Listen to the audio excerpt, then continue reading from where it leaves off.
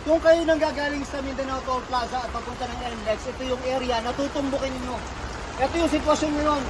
Wala nang galawan yung mga sasakyan, mga patruck man yan o kotse, dahil may ilang bahagi nitong NLEX na hindi talaga madaan dahil sa taas ng baha.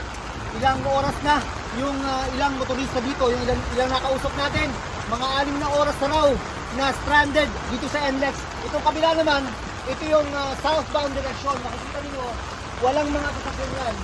Dahil yung mga sasakyan naharang doon sa area kung saan merong baha. Yung ibang mga pasahero ng bus naman ay nagsipagbabaan na at nagsipagbalikan na ng kanilang pinanggalingan dahil hindi na raw talaga sila makakalusot at nagpaalam na sila sa kanilang mga pinapasukan na hindi sila makakarating ngayong araw. Ang NLEX ay nagbukas na ng ilang U-turn slot para yung ibang motorista ay makabalik sa kanilang pinanggalingan.